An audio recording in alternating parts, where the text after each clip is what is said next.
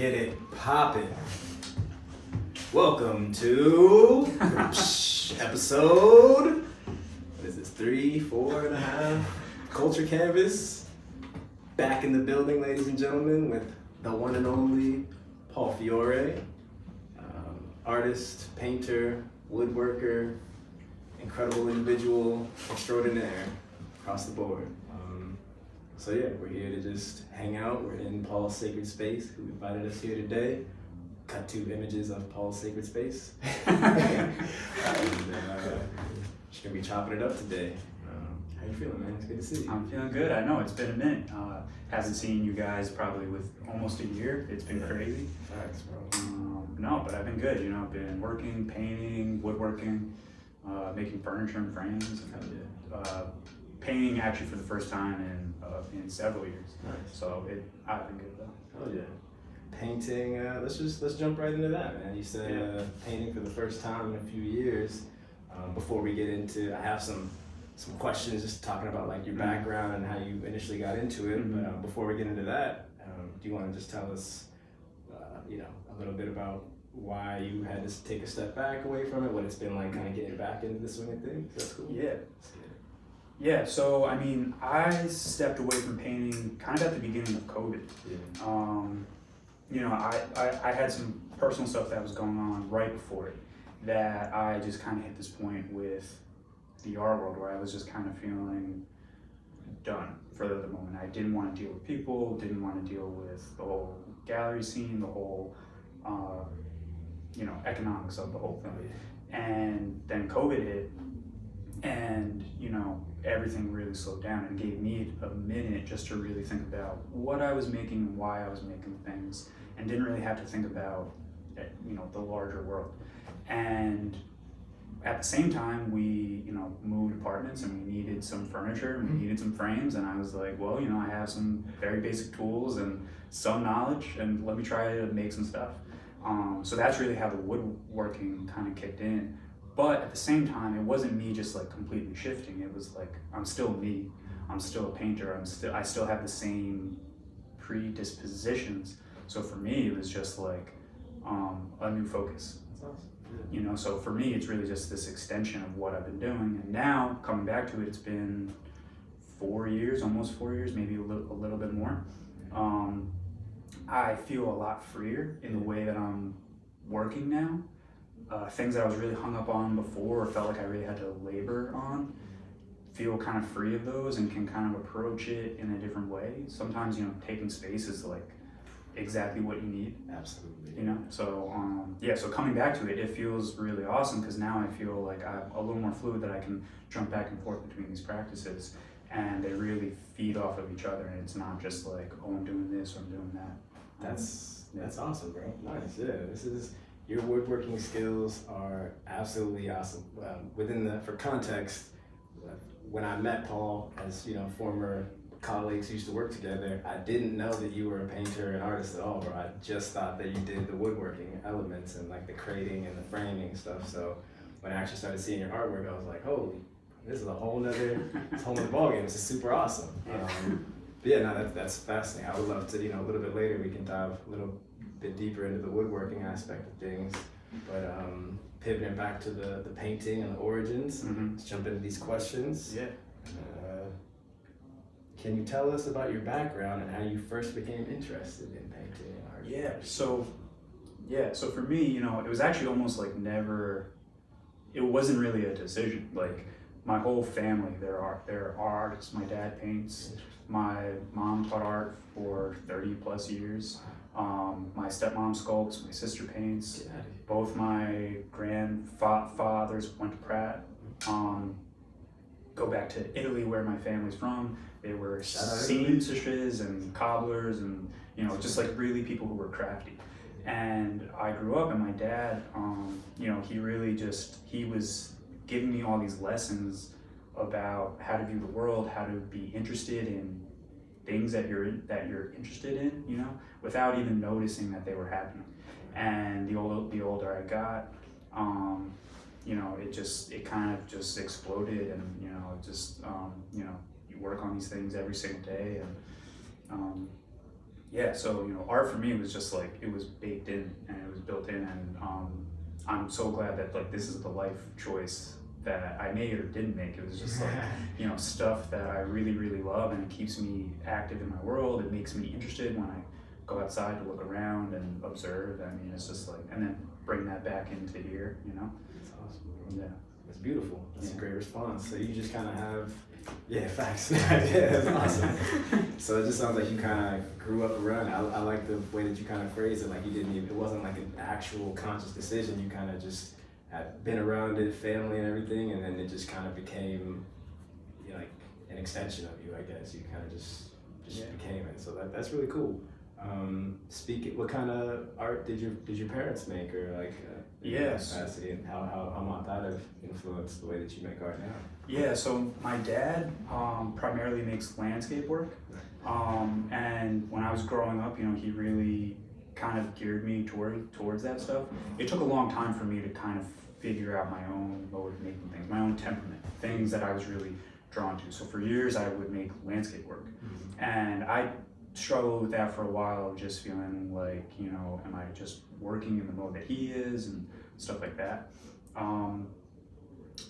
Yeah, I mean, for me, it's the things that I like to make. They come from life, and it's like I always see myself as like a person first. I'm an artist, but I'm not an artist first. I'm a person first, and I go into the world, and I'm really drawn towards particular things. Yeah, I mean, it happens naturally. It's like, I don't know, you just try and follow your interests, and most of the time it's like gut feeling, things that you're drawn to, either something feels right or not. Oh, yeah.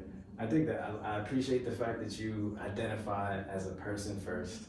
Not that there's anything wrong with identifying as an artist first or anything else first, but yeah, no, I mean, it's knowing you as a person, like the human element is very much there. Obviously, anytime we interact, having worked in this industry, I think we've all met, artists who take themselves way too seriously. It's all good, but people kind of get lost in their own egos and stratospheres and things, and that doesn't come across with you at all, man. So that's just really cool to hear.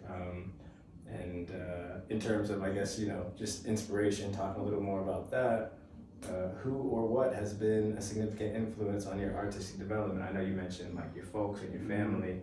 Are there any other influences you think that have helped you to kind of find your, not voice per se, but like you said, you mentioned when you first started painting, you kind of did landscapes like your father. Are there any other, I guess, influences that helped you to find yourself more as an artist now as you continue to kind of develop? Yeah, I mean, it comes from so many sources. It comes from music, comes from films, comes from,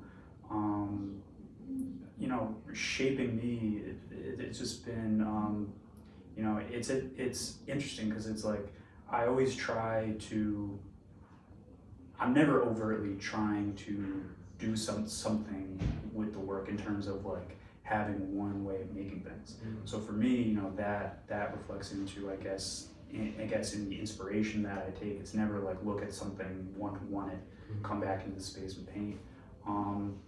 I don't know. I mean, it's an interesting question, because I would definitely say my parents, my family, biggest inspiration of my life. We talk about it. We go to shows. We go to museums.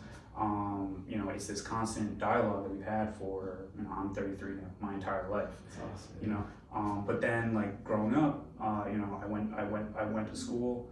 My one professor who really allowed me to like be myself and like unapologetically when I was in a department that was really strict, Thomas Woodruff, he was someone who allowed me to be myself and like follow where my interests were going.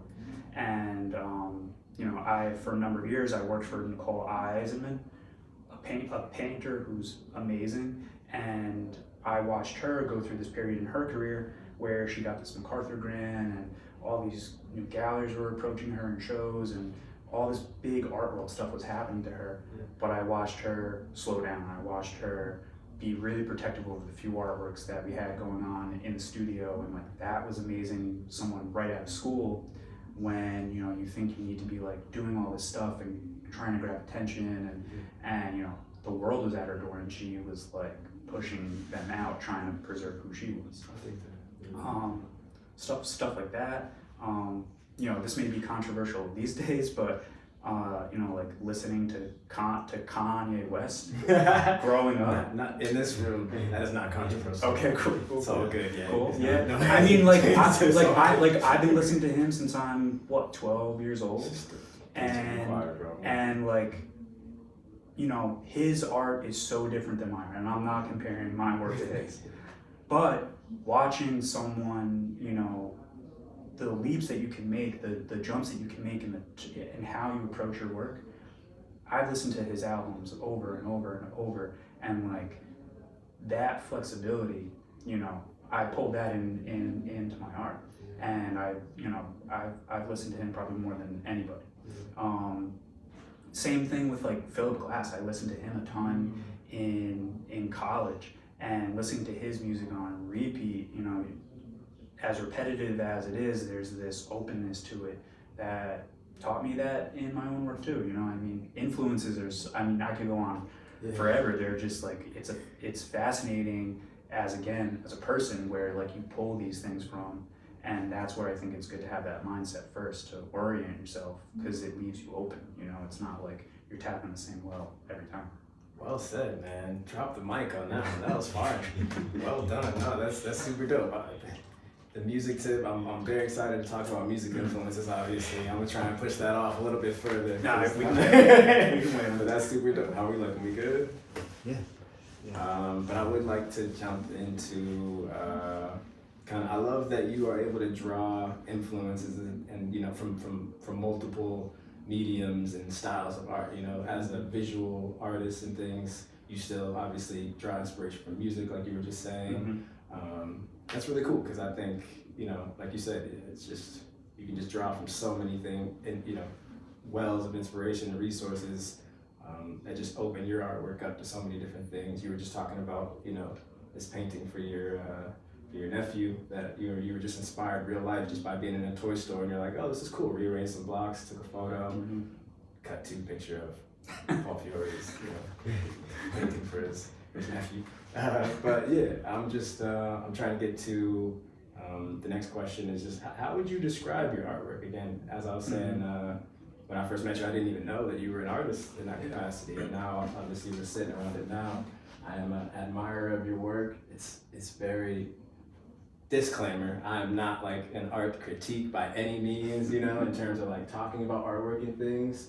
It's all about feeling for me. And when I look at your paintings, they're almost like, there's like an unexpectedness about some of them, kind of, you know, you play with different elements. It's not just like one thing on one thing, you know, it's very intriguing and evoke, like, again, it's all about the feeling for me. And when I look at some of these paintings, obviously there's a lot of feelings that come up, and it's just really cool. So I'd be curious to see how I'm always interested in how artists, you know, talk about their artwork and describe it. So if you don't mind, just tell us a little bit about the type of art you make. Yeah, I mean, you know, for me, that's the same thing that I was talking about before, that like openness. So like when I make paintings, especially like over the years, I made, like, fresco has been something that I've worked with the last several years, and mine's that gap. Fresco. Period. Yeah, paint, you put plaster down, and then you paint on top of it. And then you have like 12 hours of time before the plaster cures, locks up. So you only have a specific amount of time to make your painting. Oh, that's cool. And so, like, you know, you can do them on walls, and you do it piece by piece.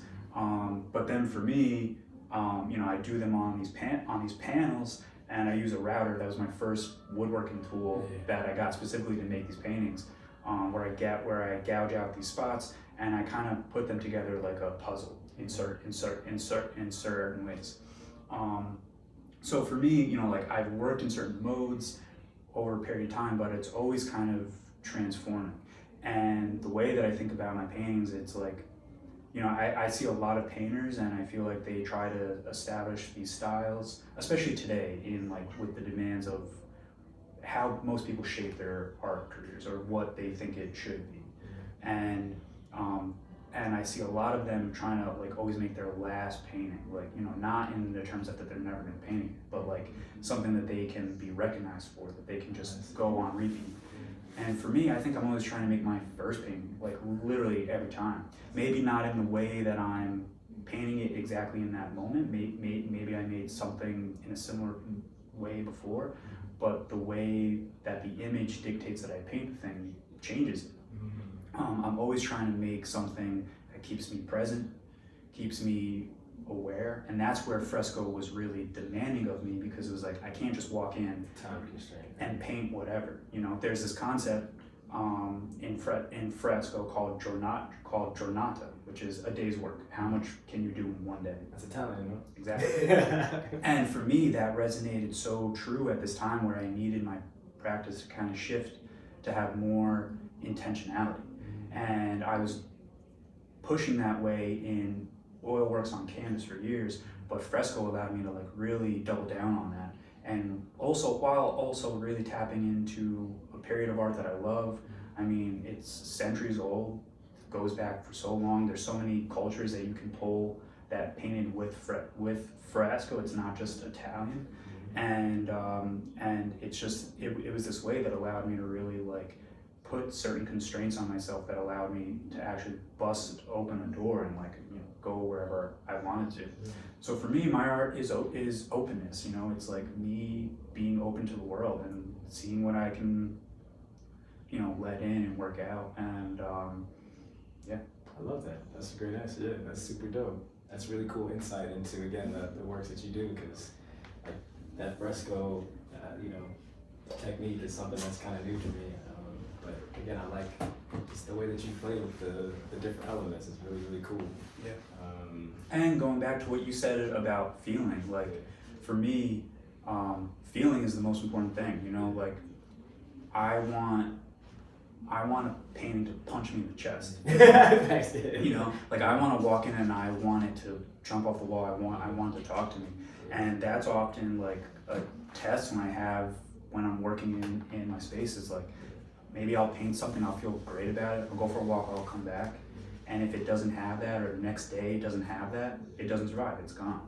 You know, and I learned over the years to become a little more ruthless in my studio in that way of like really paying attention to that particular thing, where it's like it needs to have that feeling. Like I needed to communicate on that level before there's this like, you know, what are my theories about painting? Like it's not about that. It's about connecting. I think that. No, that resonates a lot, because I as a, you know, music artist, I feel the same way. Like you know, we make all kinds of stuff, and you know, if you make something one day and it doesn't necessarily stand out the next day, whatever the case may be, you're kind of like, all right, well, you know, where are we going with this? But Yeah.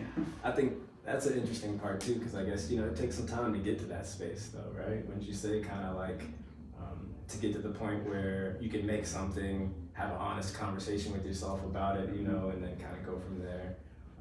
So yeah, no, that definitely resonates. And like I said, your artwork definitely does like jump out and like evoke emotion, which is, again, not being someone who's not like, you know, explicitly educated, or, you know, in the various forms of artwork or how to talk about it. Again, emotion for me is always like, I'm like, holy shit, this is crazy. Like, well, like, I don't even know what I'm feeling right now, but I'm feeling something, and Exactly. and this painting is causing it. So that's really cool. That's good. I wanted to ask you about like artist therapy. Like, is it a therapeutic thing for you? Yeah. That sort of story, if we can get that. No, that's awesome. Yeah. Yeah, absolutely. Yeah. Let's jump in there right now. Yeah, you know, it's actually fun. It's funny that this comes up, because I would honestly say this is something I've been thinking about a lot lately, coming back to painting after not painting for a few years. You know, I have a therapist, probably like most people now, and I've actually been talking about that a lot, how like, you know, I grew up with a stutter, and it developed when I was 5, like literally just like turned on, and I became really, really quiet. Like I was a really outgoing little kid, and then when it happened, you know, I became very quiet, and I would only really talk to super close friends or my family for years, and it was really, really hard. And art was a way that allowed me to express myself, and it was something that really allowed me to, you know, communicate. Talking was really hard, but it was a way that I could just endlessly focus on something, put, you know, whatever I was feeling out there. And artist therapy, I think, is just like, you know, that's where I think that the art economy, the art world, the gallery track, the whole thing wasn't the focus of making art that it is today, because it's like, you know, people making things, that's the most amazing thing. You know, people are creative, even if they think that they're not. Like, growing up, you know, I was so many times deemed the art kid amongst my peers, but I loved when all my friends would draw together, and we would draw Dragon Ball Z or whatever, you know, and things like that. And it made me sad when people would just suddenly quit because, oh, you know, Paul can do it, blah, blah, blah. But it's a way that you can tap into your emotions and just express yourself. And it's something that to this day, even though, you know, I can talk more fluently than I ever have, it's a way that really allows me to get out. Just sometimes life is really hard, and it's a way to just kind of push everything out of my head, if even just for a couple hours, and focus on something else. And I think it's truly something that everyone should do, you know, like, I truly believe making art is applied interest. It's not, like, yeah, some people have more natural talent and skill, you know, some people have better draftsmanship skills, whatever, you know, color sense. But making stuff, it's out of pure joy, you know, like, it's stuff you want to do. It's and I wish it had more of that liberty, the same way that everyone feels at ease to enjoy music, have an opinion about music. Take it into art. Like, you don't have to be the most knowledgeable. Like, I think that's something that I wish I could change about the art world today. It was just like, you know, feel free. It's not this, like, it doesn't have to be this, like, elitist, oh, I went to X school and I have X degree, so I'm deemed to talk about it. It's like, you're a person with ideas and perspective. You can talk about it. You can make it. You can, you know, all that stuff. Yeah. No, you're preaching to the choir, bro. Thank you. I appreciate you saying that as someone who, again, constantly feels, I work in this industry, but I constantly feel like an outsider looking in because I, you know, don't know every, you know, proper way to speak about certain things, or, you know, the techniques that it might be used, whatever the case may be. So that's really cool to hear, you know. And as far as, you know, Dragon Ball Z drawings and things, I got some Dragon Ball Z drawings from back in the day. Oh, bro. I love to see those. I wish I could find mine. I would love to see those things. I have a little binder at home. I keep it with me. Yeah, I'm talking about. Yeah, it's crazy. I did used to draw quite a bit back in the day, but like you said, I had friends that were more artistic. I never saw myself as a creative person growing up. I just didn't. Sports, a lot of those things, it's not about me, but just kind of like speaking about the experience you were speaking of. And as I got older and started, you know, making art, or, you know, just feeding more into that creative side of things, it really does, like you said, it's expression, it's an outlet. And one thing that comes across with you, kind of like tapping back earlier, I know you identify as a human first, but like it's clear you really, really love this, bro. Like this is not just it's a passion, it's a way of life, it's part of who you are. But, like, you know, it seems like you, regardless, something that I always say about my music is, like, I'm gonna do this for the rest of my life, like, regardless if anyone's listening, whatever the case may be. And it seems like you kind of carry that same mentality with your artwork, man. So that's really, really cool to see and hear. And again, I echo your you know, feelings about the industry. And in this day and age, I think it's really easy to get caught up in general. Just, you know, people want to be seen, people want to be heard, people want to be famous, whatever the case may be, and, you know, and make money too. I get it, you know, it's part of the situation. But exactly. But it doesn't have to come at the sacrifice of, you know, what's at the root of this, you know, the heart of it, which is really just making things to make things for all the reasons you just mentioned, bro. So that's really, really cool to hear. Let's take a quick little pause. So you guys can jump into, like, you have a game or something? I got a whole shit ton of questions, bro. Excuse my language, but, like, you know, I've been kind of just flowing and vibing off of your answers, which it's like 25 minutes. Really good conversation. Already? Yeah. Damn. Oh, that felt like where? That felt like 10 minutes. I'm saying it's back, bro. I was like, damn. At least. How long are these things normal? Oof, I mean, Like half an hour, right? Yeah, we can. yeah, maybe. I mean, let's keep fucking talking. Yeah, let's keep it going.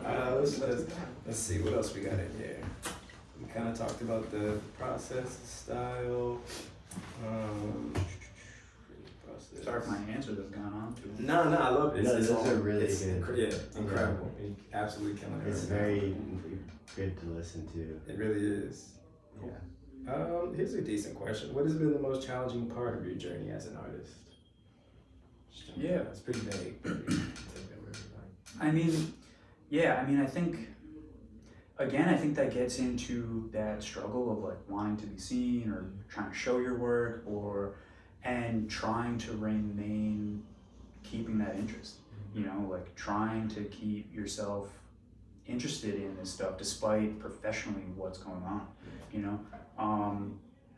I came out of school and I had to be working immediately. I didn't have the luxury to, have my rent paid and, be able to have a working space, and like I had to get working right away and find jobs and, do stuff. So I think the hard part of that is just like, how do you keep it going? Like before that, you're in high school and you're a kid and you're making stuff. Then you go to college, you have this unchecked 4-year period of time where you're like, wow, life is amazing and I have all this time to work on stuff. You graduate, boom, get to, like real world. like it shifts, yeah. And, not everyone has that luxury to remain in that space. So, so I've had to adapt and learn a ton of skills that I'm really thankful for that I probably wouldn't have otherwise. But yeah, I mean, it's just like living, especially in New York, it's expensive. There, it gets more every year.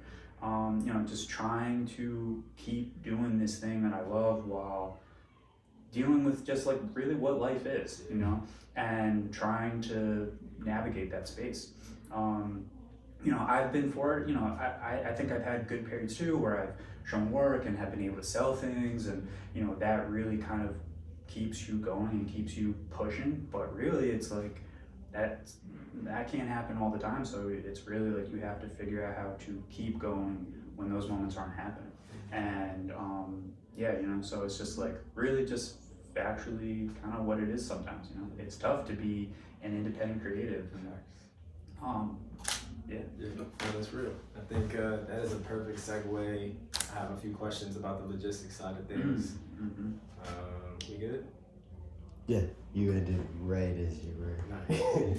All right, that's a perfect segue. Before we segue into the logistics and the kind of work industry side of it, I'd like to, on the last question, do you have any advice to young artists navigating that challenge of, coming out of college, whatever, obviously being hit with the reality of, oh shit, I gotta make ends meet, gotta live life, gotta do all these different things, but I also still want to pursue this creative passion that I have. Just any advice to anyone going through that same situation? Yeah, it's funny. I think this is something my dad probably told me 1,000 times. Show up for yourself.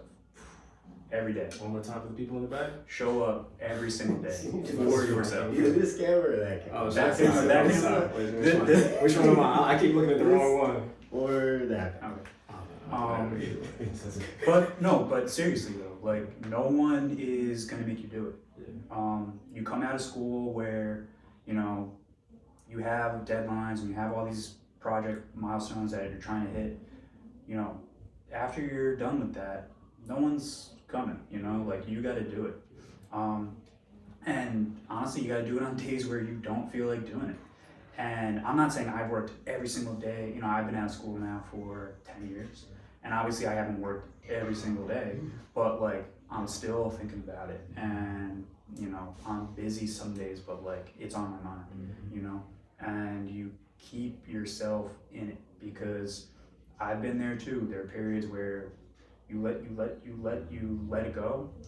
Week goes by, 2 weeks go by, a month goes by, and you're like, shit, I haven't done anything. I've been working this thing, I've been doing all this other stuff, and your little bank that you have just depletes. So yeah, the biggest thing that you can do is just do it every single day, even if it's just a little bit to move your needle wherever you're trying to push every single day. That's right. I think that's really good advice, brother. Say less. Yeah, let's jump into some of the logistics side of this stuff, and then we can. My favorite. Yeah, exactly. All right, cool. This one's pretty simple. How do you balance your personal creative practice with your work in the logistics side of the art industry? Is it difficult to switch between these two roles? Yeah, I mean, I think that's oscillated over the years depending on like where I'm at art side professionally versus like what I'm making. Over the years it was like I'd work at galleries and I'd work for artists, and it felt nice to be a young creative. Felt like I was like trying to, even still just establish who I was as an artist, but be around these more serious people, these more open avenues where you're meeting people, and you kind of just, you feel like your world is expanding. But at the same time, it can be defeating at the same time. It's hard. It feels like it's hard to really get people to notice you, care about you. But the logistics side of stuff, it definitely became practical at a certain point. It was like, I started doing it when I was in college for the gallery that we had at school, and that was useful. I learned a bunch of stuff. And then working for galleries and stuff like that, it's always been this like love-hate relationship with, I think, art handling. There are days where it feels great and you're like, oh, I'm really good at this, and it feels good to do this stuff, and then there's days where it's like, oh, I'm moving X artwork and screw all this stuff, and all these people are assholes, and I hate these clients, and so I think it's been up and down, and now with where I'm at it today, I'm trying to make my own business and trying to do my own thing and integrate it more into my artistic practice, so it's not just me showing up and wrapping paintings and chipping things and making crates. I'm trying to these days be more creative, where like all these things that I've learned on the art practice side of stuff, trying to bring it into my professional world where I can make some money and establish myself in a slightly different way. Yeah. All right, nice, bro. Let's see what else we got here. Has collection care, like your ability to collect art and store and all that, how has it played into your like actual art? Interesting. Yeah, no, that's a good question. So I will say, I mean, when I was writing, a lot of artists can't pack their own art. Yeah, no, it's 100% true. I will say, dealing with art, moving art, when I was out of school, I wasn't painting like so large, but I was painting larger, and I was making work in not a thoughtless way, but like there were certain things I wasn't thinking about while I was making work.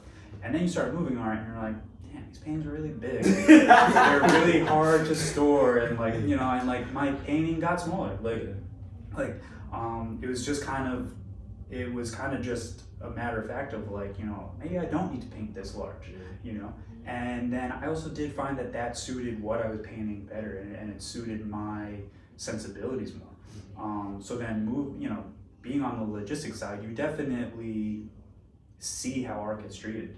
I've been to places at airports where, masterpieces get put into a crate and they never see the light of day, and that's really sad, And and I went from making like hundreds of paintings a year, maybe making 10 a year, if that, and being really specific about what I was making. I think the logistics side and dealing with it is interesting. It really does open you up to a lot of sides of the art world that you're not really thinking about. And maybe it changes the way you make work. Maybe you're like, painting big is for me, It all depends on your temperament and who you are. And for me, that's the way that it played out. I feel like that's hilarious though, because that was one of the upcoming questions: is how does like working on the logistics side influence how you make your art? So step ahead. That's hilarious. There's some other good ones in here. Let me see what else we got.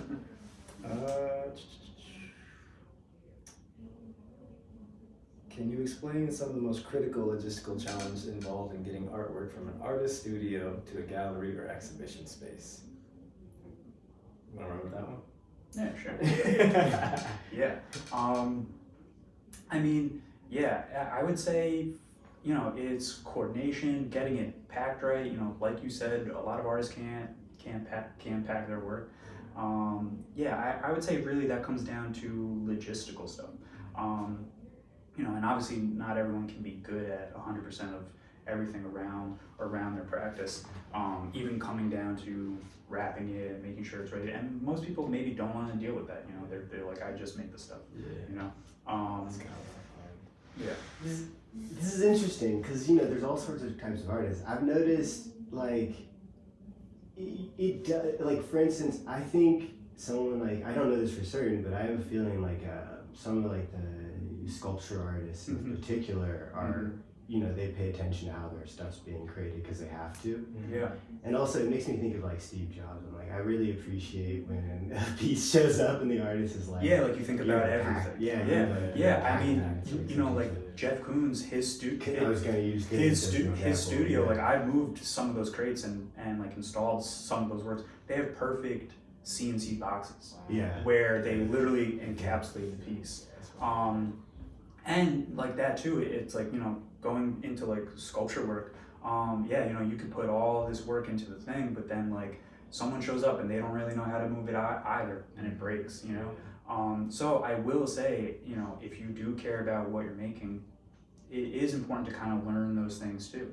And if you're a painter, it's leagues easier to learn how to make a simple shadow box, learn what materials that won't screw up your surface, how to protect the work. I would say those things are super important, and it feels good to know those things, because it's like, even if I'm not the one rapping, if someone comes to my space to take my work, I see them doing something wrong, I'm gonna correct it. Like this is my work. You know, don't screw it up. You know. So yeah, I mean, I think as many areas in your art that you can be an expert on, be an expert. Don't feel too good to know about how to wrap your work. Like, that's important stuff. Absolutely, man. I think that.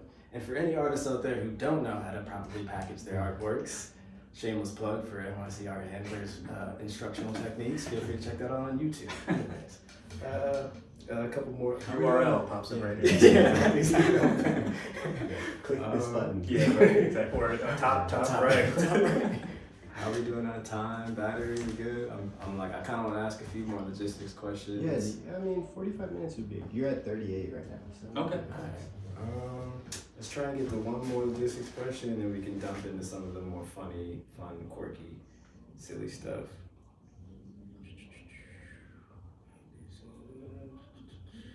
Man, there's just so many good questions, bro. I'm sorry, man. I love your opinions. You can talk forever. Oof. This could be a 2-part podcast. I might be onto something there, bro. Yeah, definitely. We have to bring you back. How do you ensure the safety preservation? In your experience, what's the biggest? Let's go with this. In your experience, what's one of the biggest misconceptions that artists or collectors have about the logistics side of the art industry? That it's cheap. Facts, bro. Yo. I'm not even joking. I'm not even joking. I will. You know, you'll see someone buy a painting that's worth like a couple $100 grand. And they won't want to spend $1,000 on a grave. Like, yeah, you know, it's expensive, and as it should be. You know, it's protecting artwork. Like, I've always viewed art handling kind of as a stewardship. You know, like, especially, I mean, it doesn't matter if the work is made now or, you know, 500 years ago. The little window of time that you're with this artwork, it's in your care.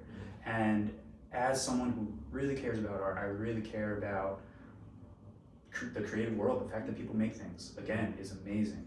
And that little window of time that you have this thing, it's your duty to treat it well and make sure it left better than when you had it. And that comes along with it's not cheap. Like, materials, like, these are facts of today. Materials are not cheap to wrap and protect, ship this stuff. There's people who are dedicated, who spend, you know, I've been in the industry 14 years. Like, I have so many skills and knowledge that I've amassed over time. Like, yeah, I'm not, it's not $10 an hour to do this stuff. Like, I think that especially in today's world, there's a weird imbalance of viewing this stuff as, oh, because it's physical and you work with your hands, that it's cheap. It's like, it's just as skilled, if not more skilled, than that's computer jobs. Like, I think that imbalance is weird, and it's always struck me as weird that that's the way that it's viewed. Yeah, this stuff is really knowledgeable, and like there's a big difference between people who don't understand the materials that they're working with, the artwork materials, and how those interact and play. If you wrap something the wrong way, you could really screw it up forever. And so, all that stuff comes with kind of a higher price tag. It's true. Perfect answer. Perfect answer. There really is so many levels to this. Like aside from, like you said, the biggest misconception that it's cheap, people paying absurd amounts of money for priceless artifacts, and then not wanting to shell out the money to ship it or pack it safely. It's pretty wild. But again, just a few years ago, getting into this industry and seeing just the different levels, like you said, of the materials and what to use to wrap certain mediums. There's so many levels to this. It's really, really fascinating. So that's really cool. Last question on the logistics side before we get into the fun stuff. I wanted to get back to the woodworking. I know we kind of briefly touched on that, but you are incredibly skilled with the woodwork, and I know you kind of briefly touched on like how again it just kind of just happened kind of naturally and organically, it seemed, as just being a part of this industry and working in this industry. But you've also developed these really, really cool frames, which we also have to obviously get shots of and stuff to cut to, with like the rounded edges. Yeah. Super, super fascinating. I've never seen anything like it before. And just, it speaks to, again, the creativity that, as you kind of mentioned, of like just incorporating that creativity into all aspects of what you do. And so please tell us a little more about your woodworking, how you began the idea behind these rounded frames, and where people can buy them. So for me, woodworking came in that time where I was feeling distant from my painting practice and the art world. And so for me these days, I don't work a 9-to-5 job. I've started my own business called Other People's Paintings, where I make furniture and frames, custom stuff that I make in my shop here by hand. And for me, the rounded curves, it's funny, it actually came from because when I was working at the old crate job, to be honest, I was very good, and I would finish my work early, and I had time to mess around. And me just being interested, I was like, well, I'm not gonna, sit at my computer or just sit here. Like, I'm gonna mess around with the wood behind the saw. And one day I was like cutting this sheet, and I made some shallow cuts, and I realized, oh, this wood can bend. And I was like, that's kind of fun. And I went online and I was like, oh, some people do this stuff, but they do it for like, speaker cabinets or like little particular things. And this was where like I had that new apartment, and I was like, oh, we have some artwork we want to hang up. And I was like, oh, wouldn't it be cool if I can make a frame? Like, all that took was one jump to be like, could I make a frame that does that? Yeah. And it took a couple years to develop them, really figure out how to make them super strong and secure. Had to learn a whole new host of techniques to learn how to frame. Like, that was another really deep dive aspect where I was like, this is a place where my brain can pick apart these problems. And then that converted into making furniture as well. I've made dressers and bars and tables, nightstands. Also awesome, bro. I've seen some of that. That's really, really cool. Yeah.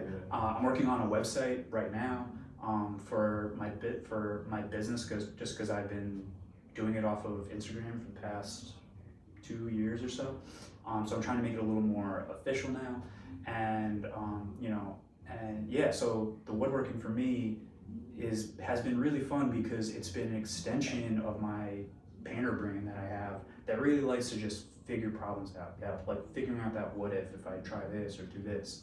But now working on my own, it's like also a way that I can convert my interests into trying to make some money as well, and try and build a little design brand that, like you said, I haven't seen anything like these as well. and they're insanely fun for me to make. And you know, it's just a way that, like, you know, I've converted from being a handler full time into trying to take these other skills that I learned while I was doing that into being more creative and having those outputs. Yeah, so, you know, it's it's just like, again, applied interest. You know, it was like a place where my brain went, and I was like, let's dive into it, you know. Love it. It's awesome, bro. It's perfect. Say less. All right. That's kind of it. I mean, there's a ton of other questions we could ask, but for the sake of time, we can get into some of the more fun stuff. How we looking? 45? We got 45 right now? 45 minutes? Can you hear me? Oh yeah, 46. 46? Okay. All right. Might as well make it an hour. Fuck it. All right. Let's do it. So yeah, let's jump into some of these fun stuff, man. I have 10 rapid fire questions. We'll save that for last. All right. Now it's time for everyone's favorite segment. Would you rather? All right, let's get into it. Wait, I gotta find it actually. All right. Would you rather paint with your least favorite color for the rest of your career, or never use your favorite color again? Ooh. But if I'm never using my favorite color, I don't have to. I can paint with like whatever else. Yes. I'd do that one. Okay.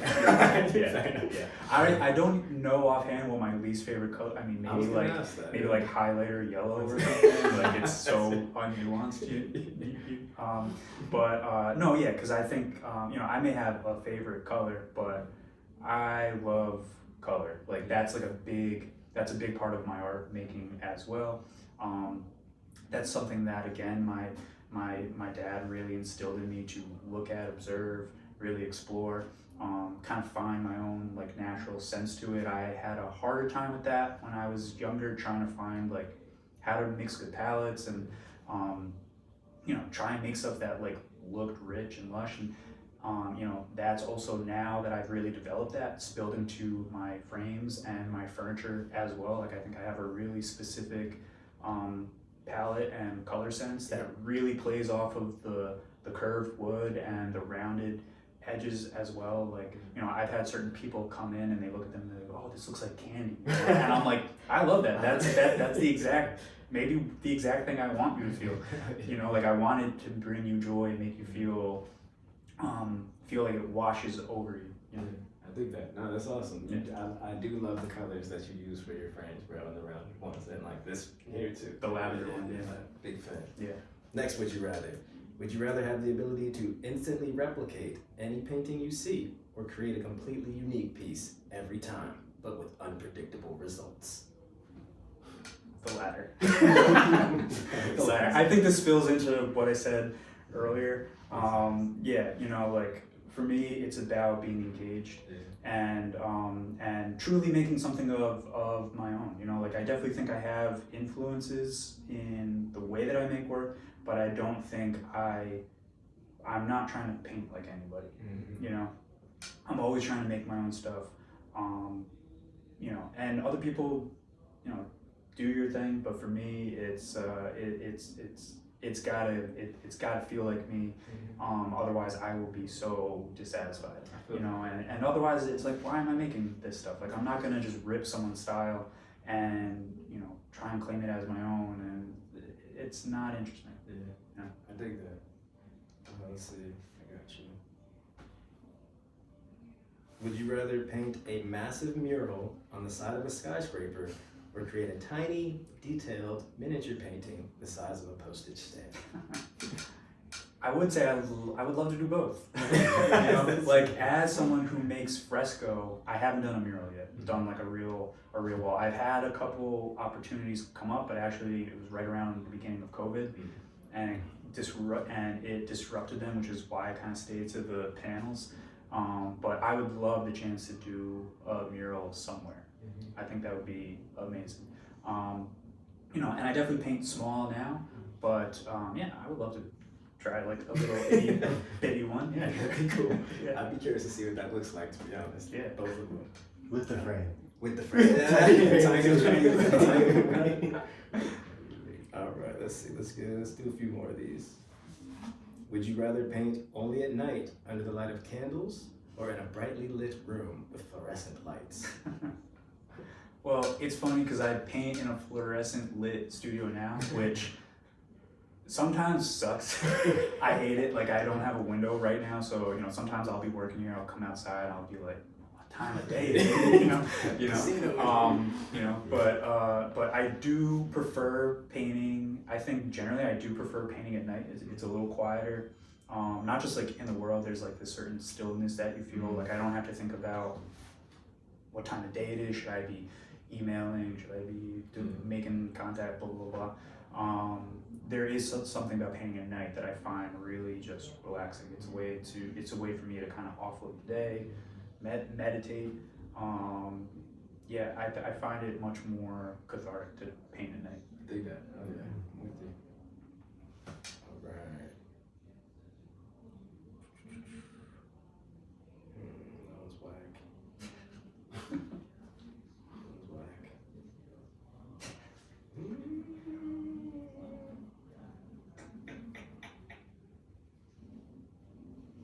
Would you rather create a piece that's loved by critics but disliked by the public, or one that's adored by the public but dismissed by critics? Public. I had a feeling I For sure. I think you're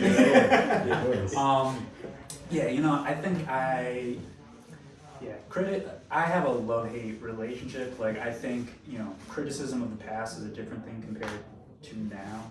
I'm not gonna get into it too far. I don't want to like piss a bunch of people off, but like, I would much rather make something that connects with people and that people innately feel is good, rather than, you know, it be championed because So and so said it was. yeah. I mean, that for me does not a whole lot, to be honest.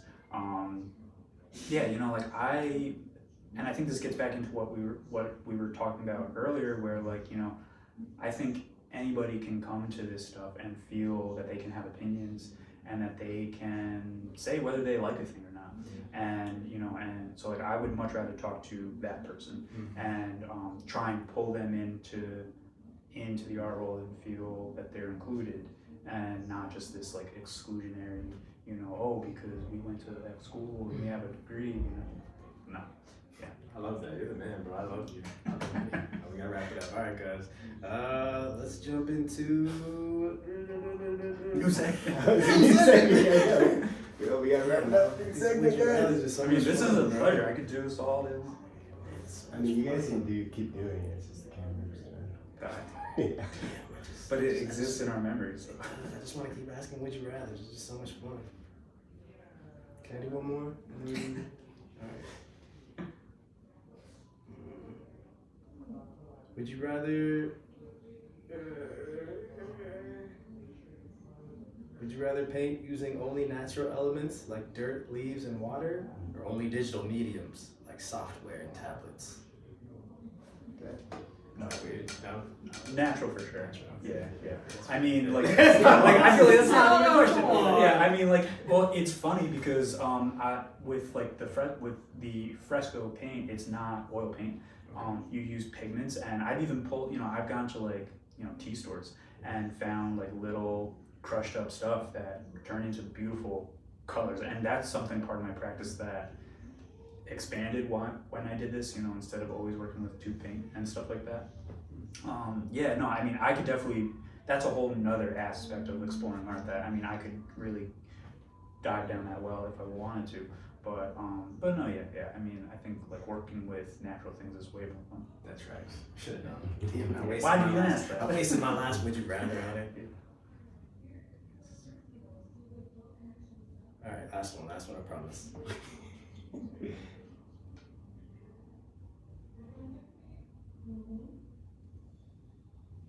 Unsure. Damn it. Nah, I thought I can't find one. It's all good, whatever. Alright, let's jump into the rapid fires. We can do that. We'll do it quick. 5 minutes. Technically, I think do we have a timer? Can we set 1 minute on the clock? 1 minute 30 seconds? Oh, shit. That's bad. I got you. That's fast. Let's just go through them. Minute and 30 seconds. They're like rapid fire, yes or no, or not necessarily yes or no, but we'll we'll set ourselves a little timer here. So it's all good, guys. Everyone's next favorite segment: rapid fire questions for Paul. Let's fucking get it. Let me get my little timer here. That's a minute, 30 seconds. Set up from How do I add a timer? What's going on? Man. I'm struggling, guys. I'm sorry. Set the button. 1 minute. Here we go. Okay. And it's starting. Okay. Rapid fire. You can just hold this. If your paintbrush could talk, what would it say? Keep going. What's the weirdest thing you've ever used as a paint palette? Weirdest thing. Pass. I don't know. If you could use one color for the rest of your life, what would it be? Lavender. Beautiful. If you could live inside one of your paintings, which one would it be? That one. Gorgeous. If Same. your art was a snack, what would it taste like? Fresh. Which art supply could you not live without? Paint. Would you rather paint in a room full of balloons or a room full of mirrors? Mirrors. What's the last thing that made you say, I need to paint that? Oh, this image for my nephew. If your style was a famous animal, which animal would it be? Elephant. Oh, shit. Why was that so quick? The timer's up. One more question. That's awesome. If you could steal the art style of any artist, alive or dead, for one day, whose would you choose? None. My man. Good shit, bro. This has been so much fun. Thank you, thank you, thank you. A million times over. Appreciate you, brother, bringing it to the real thing. It's been great. Come on, man. It's been awesome. Any last words for the folks at home? Just enjoy it. Keep making stuff. Let's go. Love, man. Appreciate you, bro. That was dope. Sick. That was good. That That was so fun. I was having so much fun, bro.